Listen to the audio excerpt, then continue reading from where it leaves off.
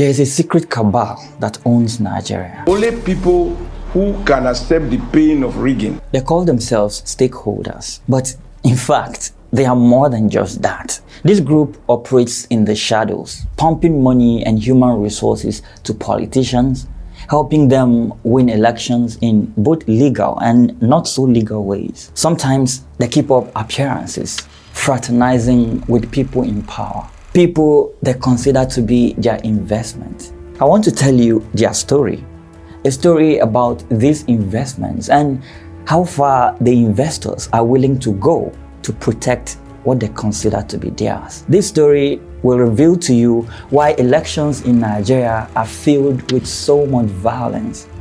This is a story about Godfathers and their chokehold on the Nigerian state. I hope I don't get in trouble with this one. Now, the people of Ikono Anene from 1960 have never produced a senator. I used my hand to strike out the name of the person who won before, and I said it is important for me to give that region a senator in 2007. Now let's pause here for a second. Imagine being able to create anything, from a cyberpunk story about robots escaping the Matrix to an epic exploration of the world's most incredible wonders, all with just a few simple words. Now check this out. Make a 1-minute video of the story of a robot in a cyberpunk setting that wants to escape the Matrix. There existed a robot named Nexus. And if you happen to love history like I do, you may want to make a YouTube video about the 10 most incredible wonders of India. You could have a 10-minute video in seconds with just a few text prompts. This is the incredible InVideo V3. The most powerful tool for turning your ideas into full-length videos using only text prompts. If you want to change anything, just ask. If you want to add your own voice, you can do that as well. Whether you're creating storytelling, product videos, social media posts, or purely imaginative creations, InVideo V3 is your new go-to tool for bringing your wildest ideas to life faster and better than ever before. And this is not just some grand promises either. InVideo AI's new update does so much more than Sora and the likes, and in just a few weeks it will be available for everyone. No waiting, no research fees, just results. Don't miss out on this. InVideo V3 is dropping soon, and if you use my exclusive code displayed on your screen right now, when signing up, you will get 2 times video creation minutes in the first month for their current version. Click the link in the bio and start bringing your imagination to life. Thank you InVideo for sponsoring this video. Let's jump back into our story. To understand how these Godfathers have taken over politics in Nigeria, I want to take you back in history to this ancient city in the southwestern part of Nigeria called Oyo State. I started my political career in 1951. This is the late Chief Lamidi Adedibu, the strong man of Ibadan. He was involved in Oyo politics from the 1950s up until his death in 2008. During the reign of this man, often referred to as the Godfather of Ibadan, it was said that nobody assumed any political post in Oyo State without Adedibu's approval. That was how powerful he was. But Chief Adedibu didn't just stumble on this political power. His dynasty started from the days of Chief Obafemi Awolowo.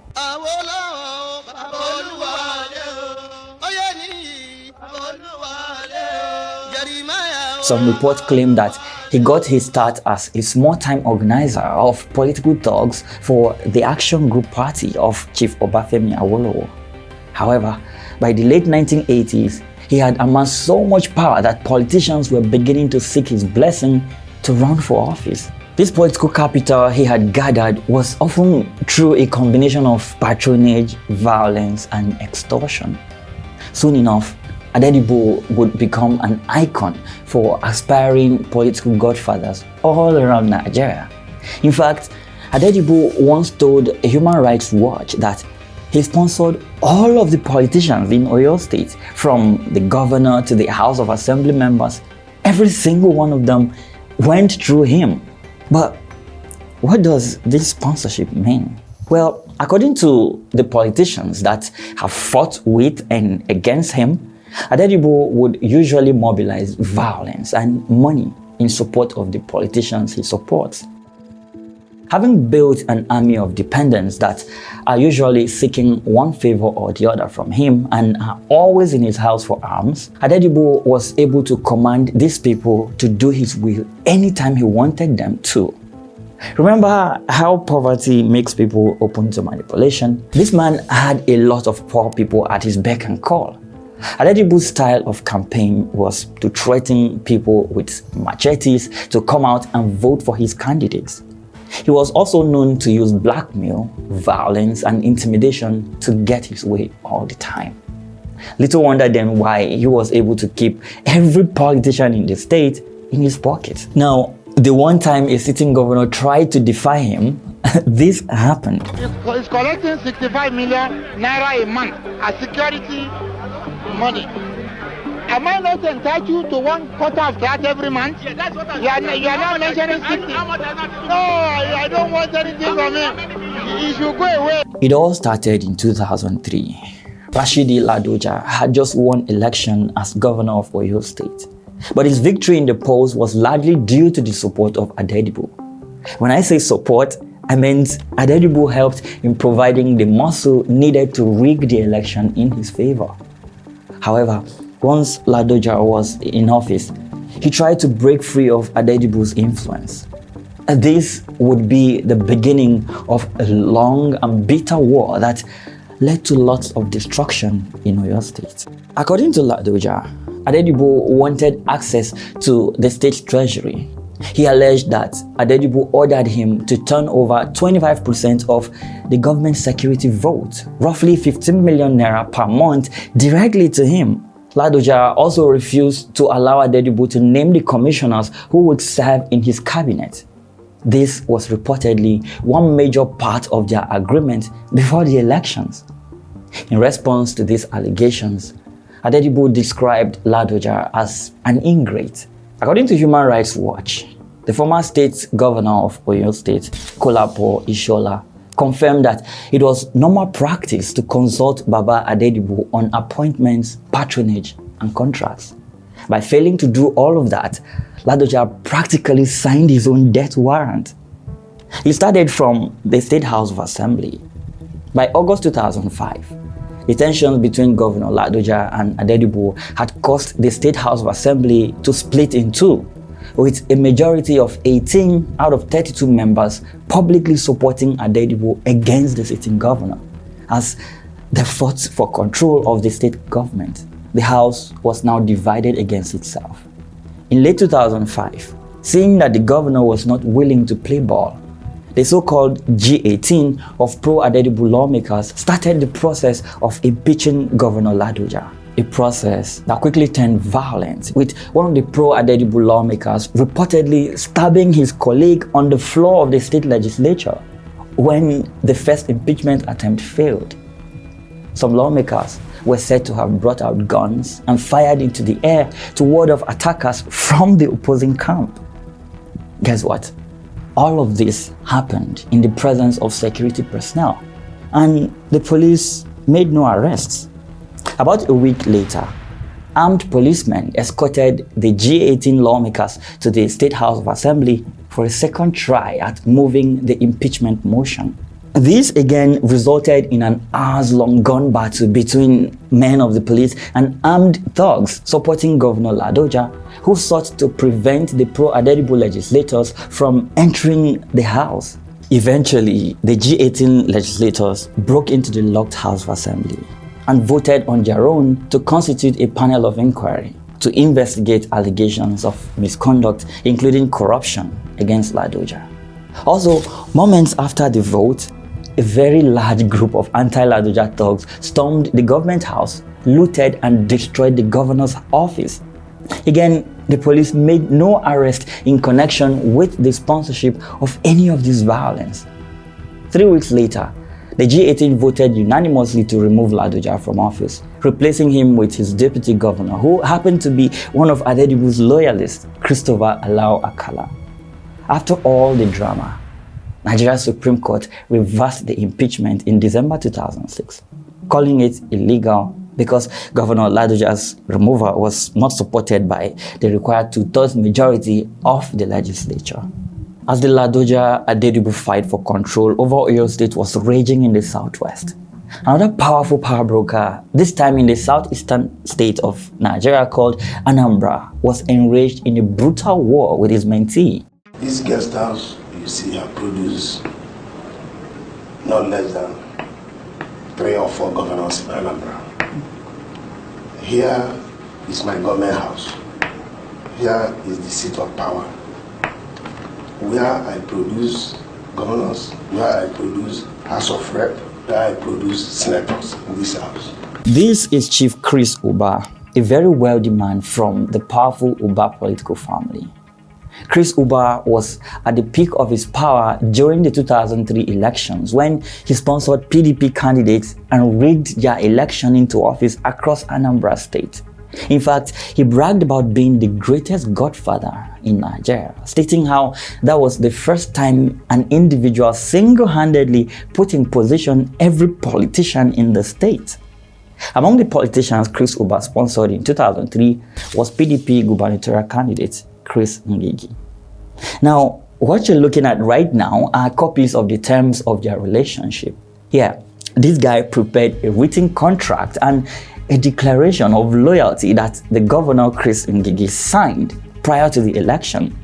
In one of the documents, Ngigi promised in writing to exercise and manifest absolute loyalty to the person of Chief Chris Uba as, quote, my mentor, benefactor, and sponsor. He also agreed to allow Uba control over all important government appointments and the awarding of all government contracts. Looking at these contract papers, you will notice something interesting. The contract referred to Governor Ngigi as the administrator, while the unelected Uba as, quote, leader/financier. But that is not all. The contract empowered Uba to avenge himself in the way and manner adjudged by him as fitting and adequate, in case of any breach by Ngigi that could not be settled through mediation. After this agreement was signed, Uba swung into action, pulled all the plugs he could to rig Ngigi into office, and he succeeded. But just like Governor Ladoja in Oyo State, Chris Ngigi tried to break away from Uba's control once he got into office. According to Ngigi, from the moment he assumed office, Uba was constantly on call, demanding he take money from the state treasury and give it to him. Ngigi also claimed that shortly before his inauguration, armed men broke into his home and forced him at gunpoint to sign a pledge that he would pay Chris Uba the sum of 3 billion naira immediately after assuming office. When he could not meet up with these demands, relations between Ngigi and Uba deteriorated rapidly. And by July of 2003, a shocking story broke in Nigeria's newspapers. Governor Chris Ngigi was kidnapped by armed policemen and forced at gunpoint to resign, that is to sign his letter of resignation. Chris Ngigi believed the situation was all orchestrated by Chris Uba in an attempt to extort money from him. When he was confronted with all of these allegations, Uba dismissed them as completely false. However, Ngigi's resignation letter was happily accepted by the State House of Assembly. Despite these lawmakers knowing that the governor signed the letter under duress at gunpoint, one Anambra State legislator would later admit to Human Rights Watch that at the time, most members of the legislature were in bondage to Chris Uba in much the same way as Governor Chris Ngigi. Remember, this man had bragged about putting every politician in the state in their position. So, when he needed to use them to remove a sitting governor, it was an easy one for him. This is what politics in Nigeria is all about. Unelected men and women trying to hijack governments and impose their will on the people. Political offices being reduced to mere business interests for some powerful underground players, often in the shadows, dictating what should and shouldn't be. Ngigi successfully petitioned to have his resignation thrown out by the federal courts, and he remained in office but quickly found himself in trouble yet again. In 2004, thugs armed to the teeth with firearms and some locally manufactured bombs attacked Anambra State Government House in Awka and burned part of it to the ground while policemen stood aside and watched. Sounds familiar? Well, during the Anambra State crisis, an estimated 24 people were killed. This is the number we know of. There could be more not reported on. In his defense, Chris Uba told the Human Rights Watch that Governor Chris Ngige breached their agreement. In his own words, quote, "I spent a lot of money to put him there, but I never asked him for my money back. Ngige was trying to be smart, trying to run the government on his own. The problem is Ngige, being a politician who did not invest 1 naira, not even 1 kobo, wanted to run away with everything and not even share 1 appointment." He concluded by saying, quote, "The problem is the immunity the governors are having. You spend your money to bring them into power and they say, quote, go to hell. It should be just like investing in a bank, and then you have the power to make some decisions because of your controlling shares." This statement was attributed to Chris Uba. Yeah, he said these things. To Chris Uba, politics is just business. Sponsoring the governor is like buying a controlling share in the state's treasury. And this is what Godfathers see when they throw their money at politicians. When they do all they can to win elections, all they see is a bank whose controlling shares they have just acquired. But how far are they willing to go to protect their assets once these puppets get into office? Well, you're not ready for this next part. When it comes to collecting what they feel is theirs, everything is on the table. You see, Godfatherism has been reported to be one of the root causes of thuggery in Nigerian politics, and the main reason why the government has failed in its attempt to fight cultism in our society. During the 2007 elections, the PDP candidate for governor, Adedibu, was reportedly handpicked by then President Olusegun Obasanjo.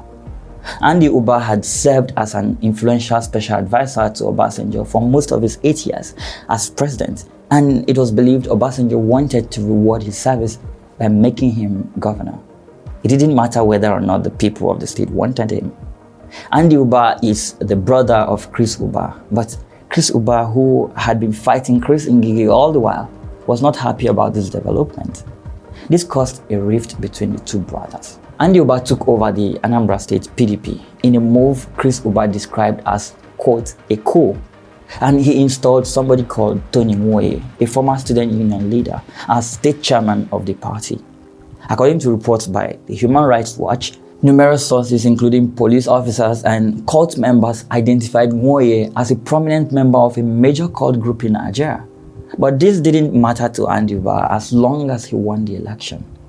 So, with the money Adedibu's campaign provided, Nwoye immediately set about mobilizing funds to recruit thugs to ensure Adedibu's victory in the PDP primaries in December 2006.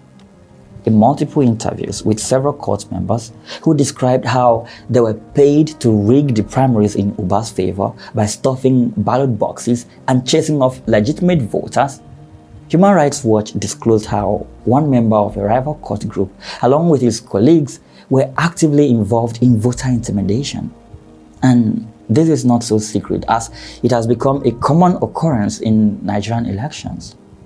These cult groups carry axes and machetes and chase away any voter that comes near while they are voting.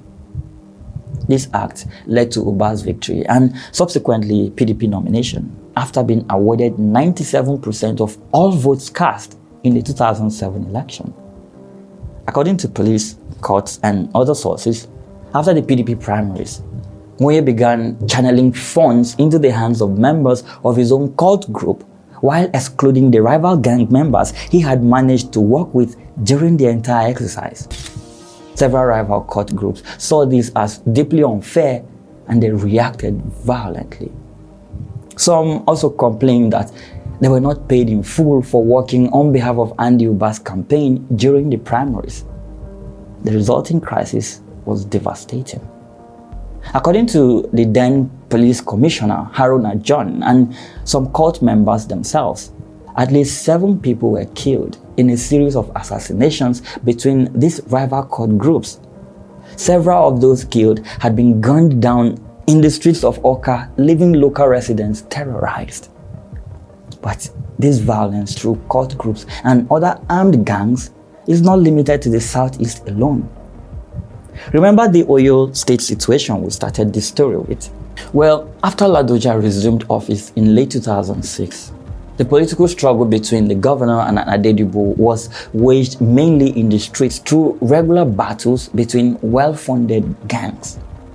Many of those thugs were armed with machetes and locally manufactured small arms that were, according to officials, provided by their sponsors. There are gangs like this in every state in Nigeria, and they are used by politicians and their godfathers in the election season to force their will on the people. In March 2023, Premium Times reported that Nigeria recorded 109 deaths in 3 months, all linked to the 2023 election. After the election in May 2023, a report published by Punch newspapers recorded 238 election day violence and 28 people losing their lives as a result. And while you may see all these figures as mere statistics, make no mistake to think it doesn't affect you. The stories we just looked at may be from the not so distant past, but if you turn on your TV right now, I'm sure you will see a story about something similar playing out in the oil-rich state of Rivers. So think about this. At what point in Nigeria's politics can a young person in their 30s or 40s with no large bank accounts come out to run for a political office? Will it ever be possible for someone to win an election in a fair and credible race without resorting to violence, thuggery, bigotry, and all other social vices you can think of? In a time when godfathers are feeling betrayed that their political structure is being pulled down because the candidate they handpicked, bought a ticket for, and used all means to get into office is now trying to break free of their control. Nigerians need to wake up and see exactly how this current system of money politics is controlled by a few wealthy men whose source of wealth remains mysterious. And until we break free from godfathers, our destiny as a nation will remain at the mercy of the one willing to spill more blood just to fulfill his political ambition.